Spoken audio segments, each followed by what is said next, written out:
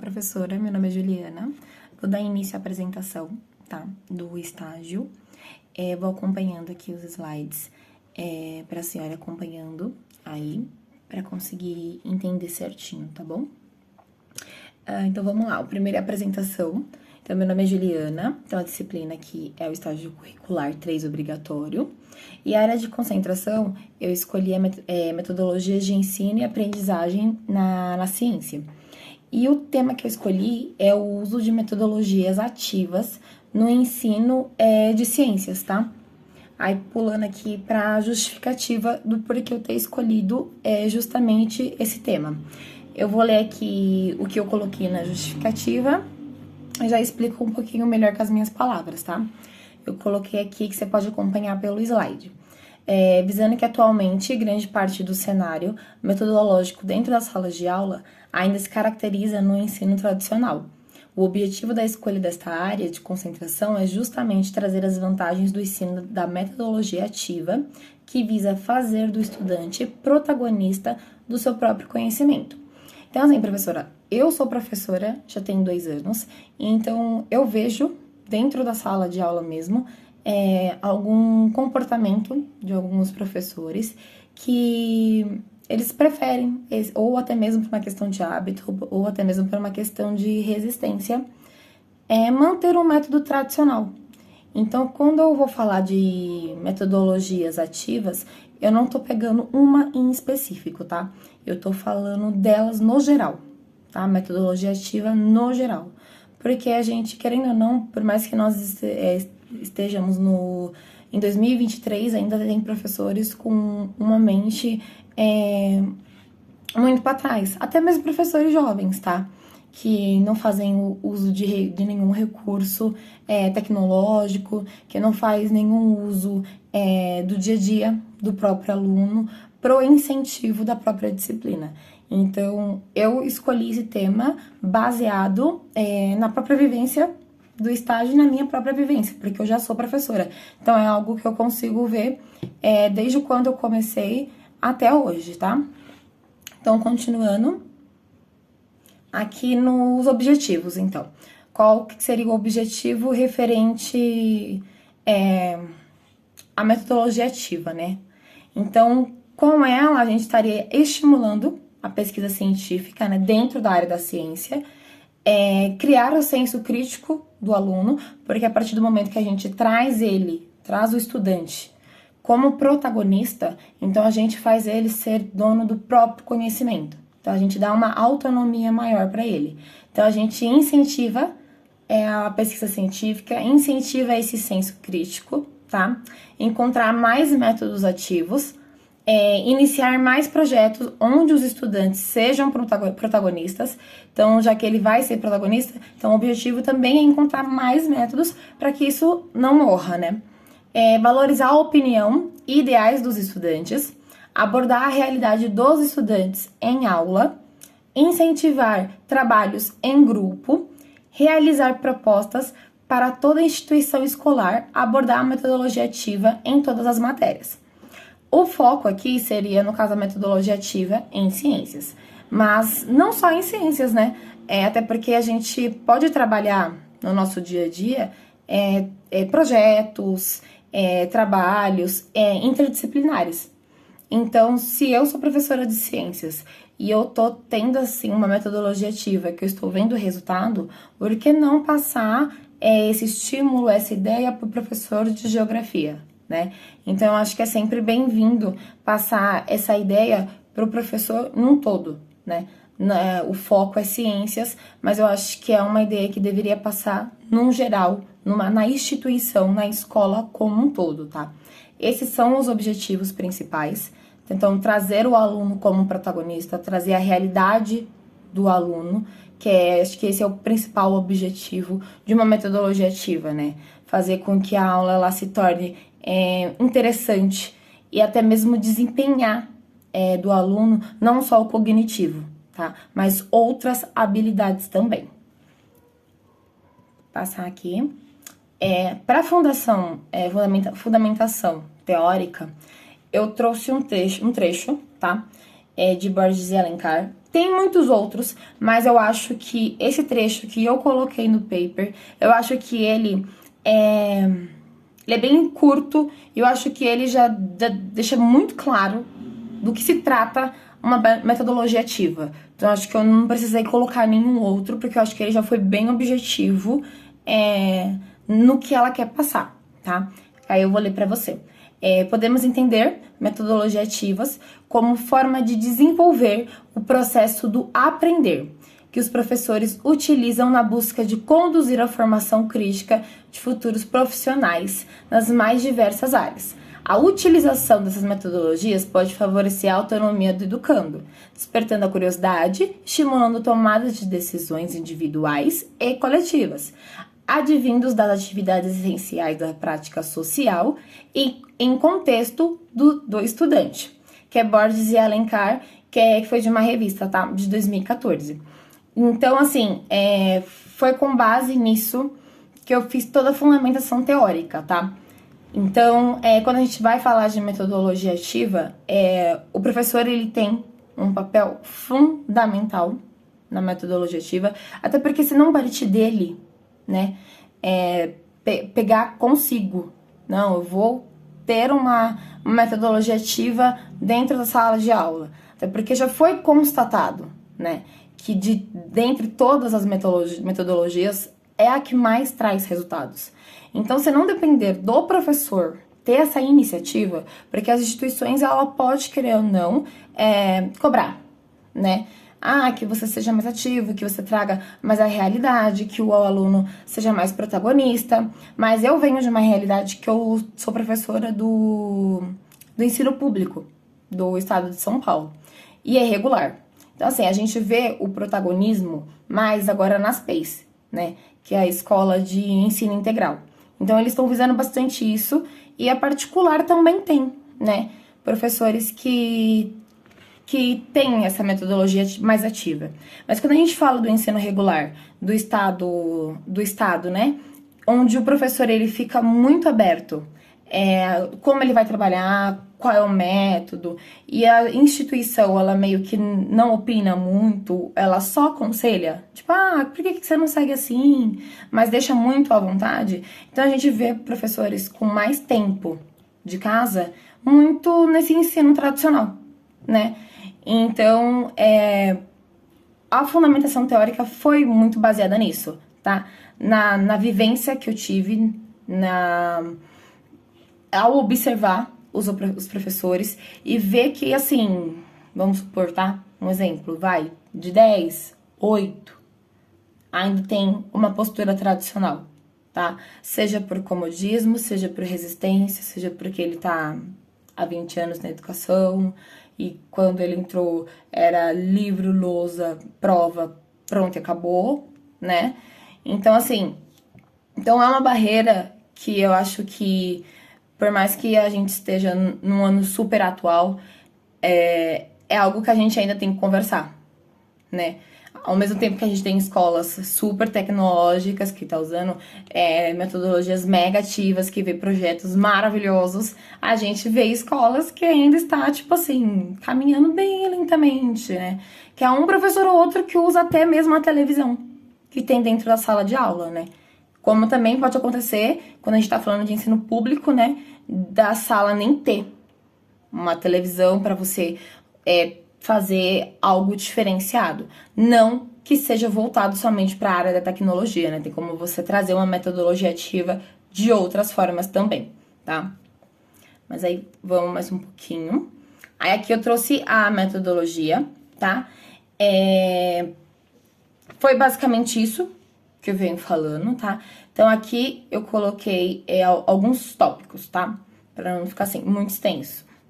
Então, aqui é referente ao estágio, as observações e regência dos estágios. Então, elas foram realizadas durante os primeiros dias do mês de outubro, tá? Que assim foi quando o meu estágio ele foi aprovado. Aí foi quando assim eu já comecei. E foi com turmas do primeiro ano do ensino médio, tá? Na escola que eu já trabalho. Então, eu já tinha conversado com a professora que dava aula no ensino médio. Eu também dou aula no ensino médio, só que são em turmas separadas, tá? Aí ela tava trabalhando os ciclos biogeoquímicos com essas turmas, tá? Aí, com a intenção de manter uma metodologia ativa, no final do conteúdo, porque assim, eu vi que essa professora, eu nunca tinha assistido uma aula dela, mas eu já conhecia ela, né? Mas eu vi que ela tinha uma metodologia ativa, né? Comparada aos demais professores, né? E ela tinha uma metodologia ativa, o que eu achei muito bacana, né? Porque a gente tá no dia a dia, né? A gente não consegue observar com esses olhos de estágio, né? Por mais que você já trabalhe, você sabe do seu trabalho, né? Você sabe do trabalho do colega, né? Do professor, ali por cima, né? Em sala de aula mesmo, fica muito vago, né? Aí eu coloquei aqui como segundo tópico. Com a intenção de manter uma metodologia ativa, no final, que eu coloquei toda a trajetória lá das observações, né? Que eu fiz a regência, eu tinha aplicado uma atividade que eu tinha acordado com ela. Então, que assim que ela terminasse de fazer toda a explicação dos ciclos biogeoquímicos, a gente ia fazer uma atividade, né, voltada para a metodologia ativa. Para estimular o trabalho em grupo, o raciocínio rápido e a resolução de problemas que a gente trouxe da realidade, né? Nada fictício, tá?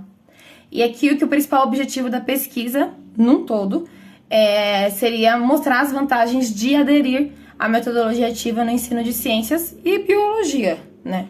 Já junto num todo.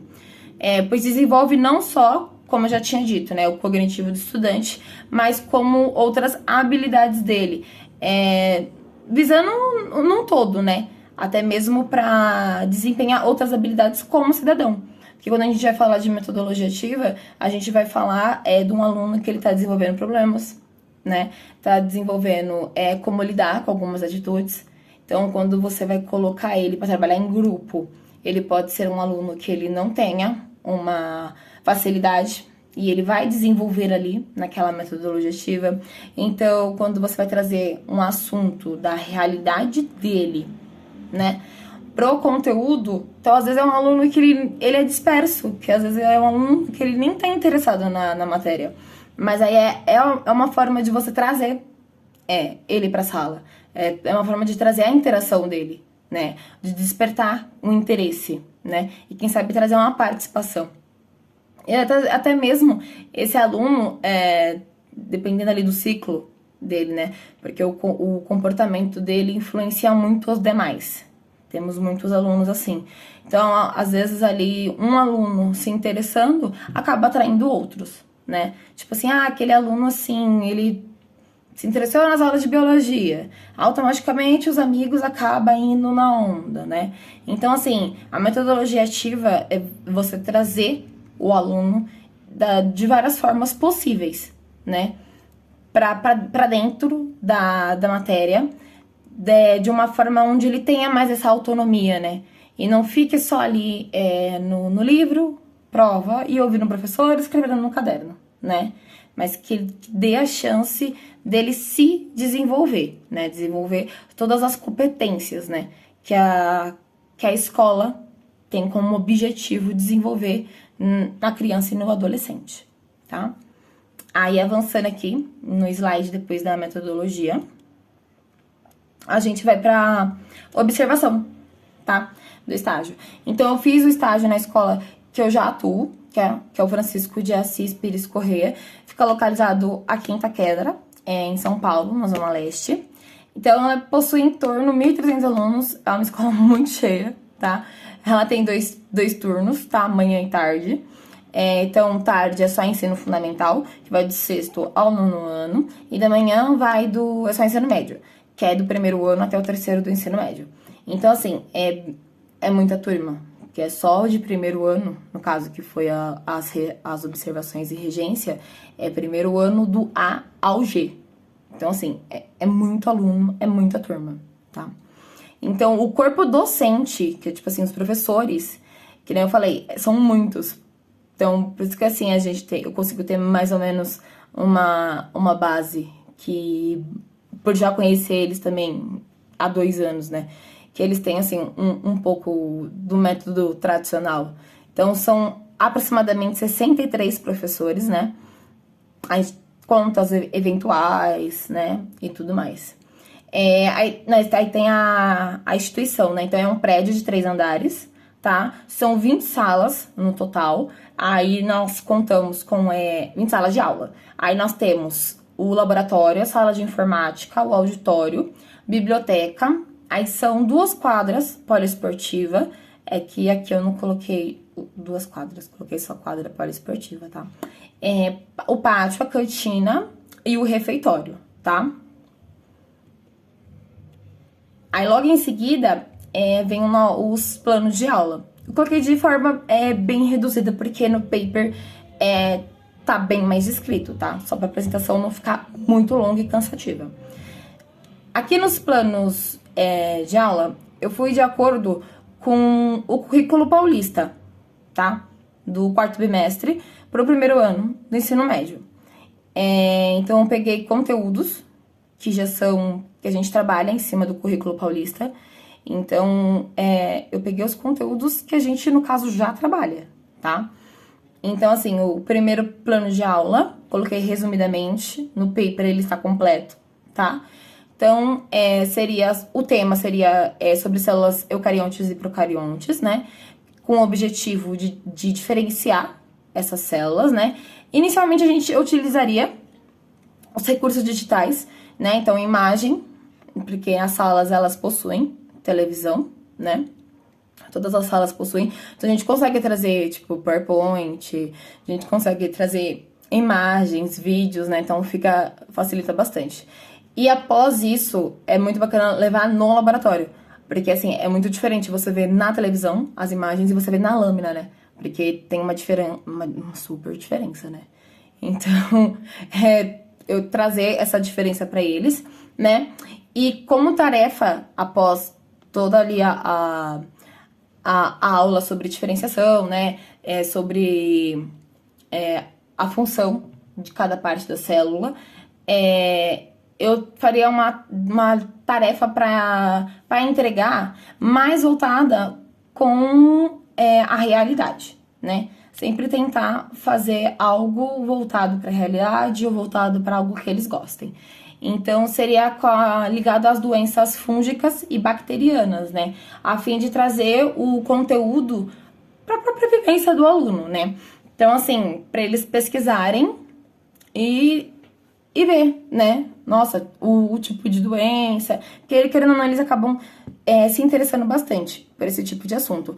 Quando vai se tratar de doença, algo relacionado à saúde. Então, quando eles vê um assunto, tipo assim, célula, procarionte e eucarionte, já é um tema que não prende o adolescente, sendo bem sincera. Então, você tem que trazer algo que vai aprender eles depois, de alguma forma ou de outra. Então, assim, a tarefa no final, ela vai estar muito ligada com o plano de aula 2, tá? Que aí, no caso, eu tô seguindo a ordem do currículo paulista, tá? Que aí, no caso, seria aqui o segundo plano de aula, com base no plano anterior. O tema é a diferença entre fungos e bactérias. Então, eles meio que teriam, assim, uma noção, né? Um pouquinho. Aí, no caso, eu mostraria a importância para o meio ambiente sobre os fungos e as bactérias. Mostraria também as suas estruturas. Daria também para fazer uma aula maravilhosa, prática no laboratório.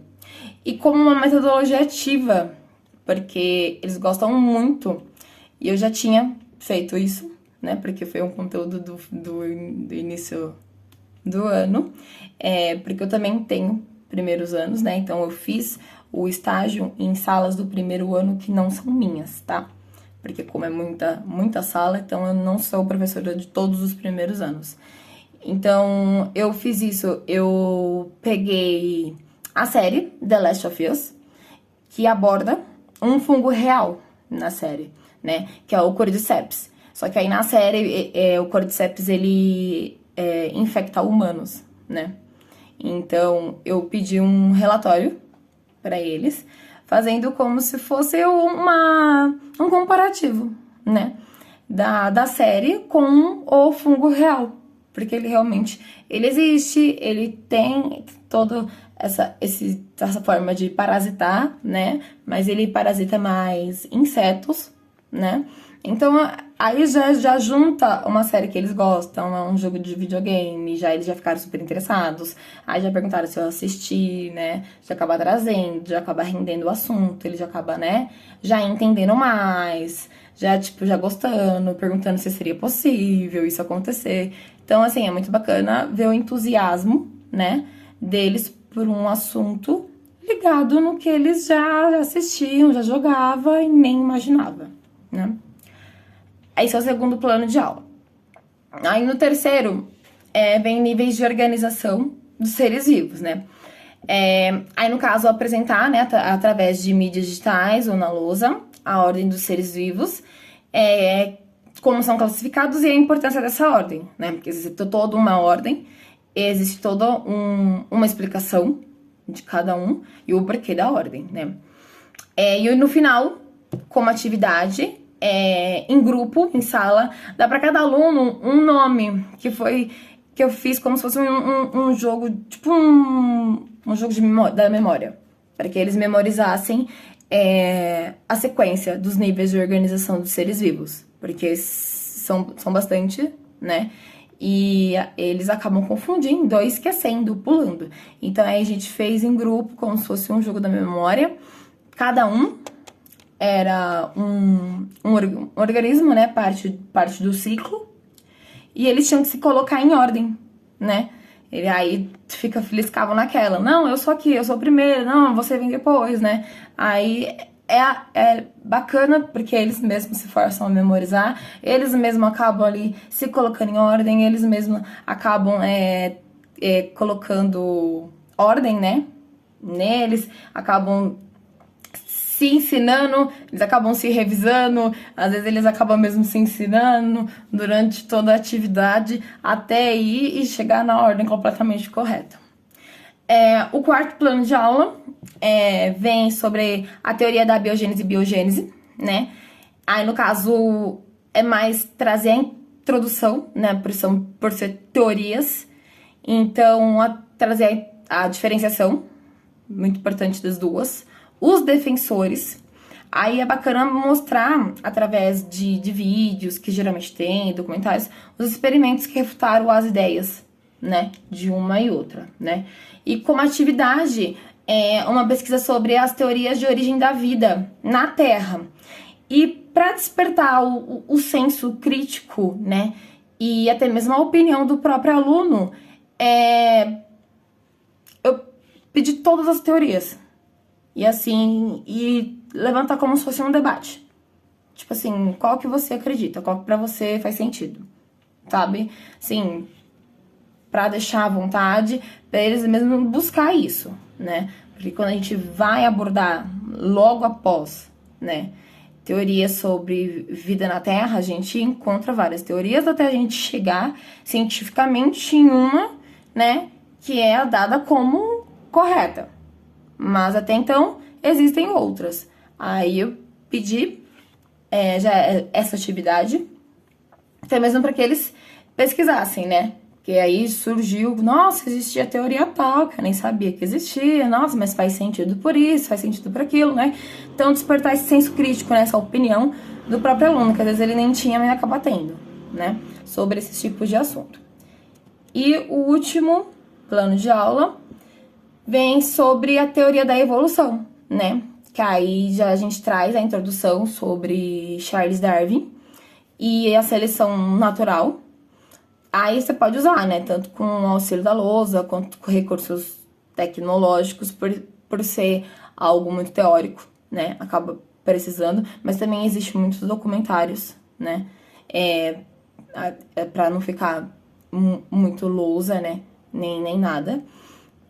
E no fim do conteúdo, né, proposto, foi dado um trabalho em grupo e foi dado um capítulo para cada grupo sobre o livro A Origem das Espécies, de Charles Darwin. Só que aí foi um trabalho tema livre, onde assim, não foi imposto. Ah, vai ter que ser na norma BNT, vai ter que apresentar um seminário assim, assim. Não. Eu queria mesmo que eles mostrassem a própria habilidade deles, né?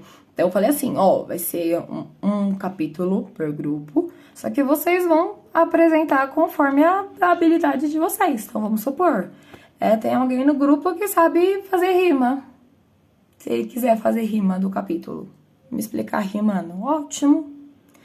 Tem o grupo que quer fazer uma peça de teatro do capítulo, pode fazer a peça de teatro. Então, assim, eu deixei livre para que eles mostrassem a própria habilidade deles, né? Porque a metodologia ativa, ela tá aí para isso mesmo, né? Pra gente sair do método tradicional, da explicação do seminário, aquela coisa, né? Tudo formal. Não que isso não seja importante, é importante.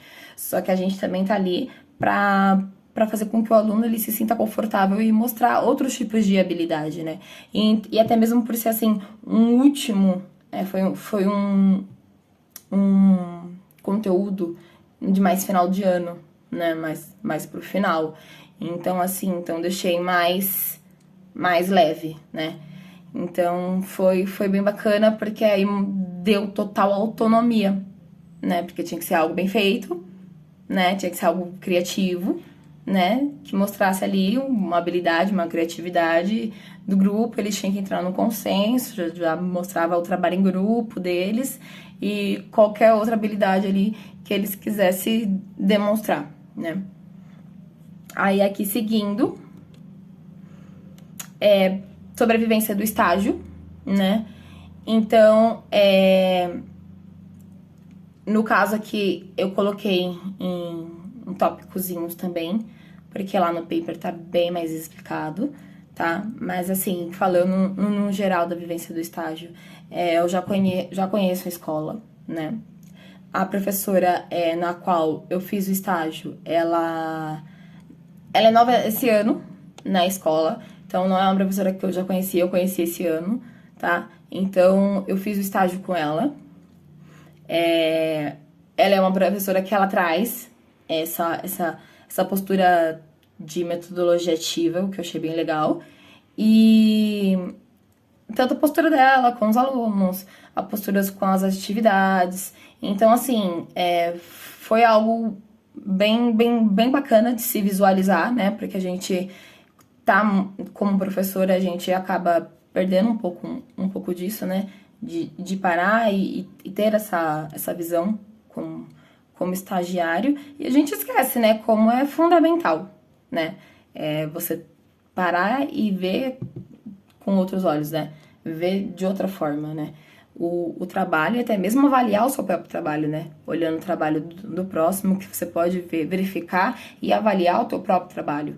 Então, acho que na vida do estagiário é muito importante essa fase do estágio, porque, de fato, vai fazer com que você se encontre, né?